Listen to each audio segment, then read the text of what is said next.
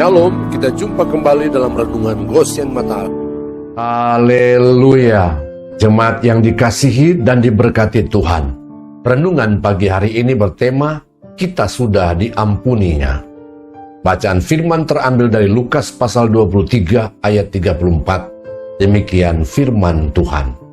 Yesus berkata, "Ya Bapa, ampunilah mereka, sebab mereka tidak tahu apa yang mereka perbuat."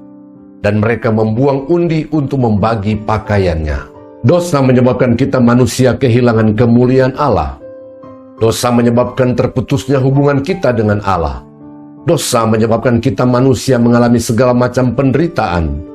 Dosa menyebabkan kita manusia terusir dari jaminan pemeliharaan Allah. Dosa menyebabkan kita berada di bawah murka Allah. Dosa pun menyebabkan kita manusia harus mati dan binasa. Dan firman Tuhan menegaskan bahwa tidak ada seorang pun manusia di kolong langit ini yang tidak berdosa ataupun tidak berbuat dosa. Roma pasal 3 ayat 23. Karena semua orang telah berbuat dosa dan telah kehilangan kemuliaan Allah. 1 Yohanes 1 ayat yang ke-8.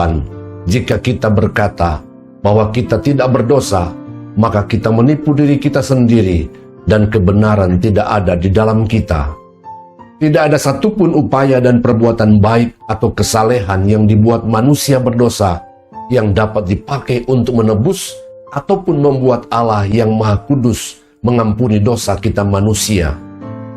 Hanya dengan penumpahan darah domba atau lembu yang tak bercacatlah manusia menerima pengampunan dan dapat meredakan murka Allah. Tetapi darah domba atau lembu tidak berkuasa untuk menghapus dosa. Ibrani pasal 9 ayat 22 dan Ibrani pasal 10 ayat yang keempat.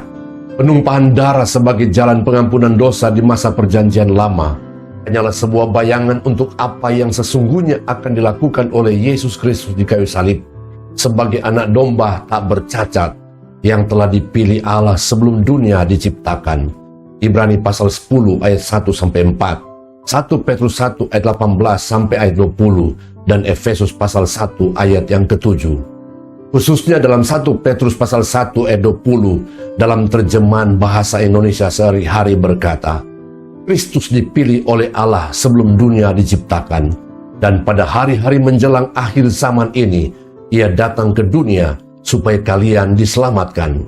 Saudara-saudaraku yang terkasih di dalam Yesus, hanya oleh penumpahan darah yang sangat mahal, yaitu darah Yesuslah, dosa kita diampuni dan dihapuskan dan tidak diingat-ingatnya lagi. Dan kita pun dibawanya kepada Allah.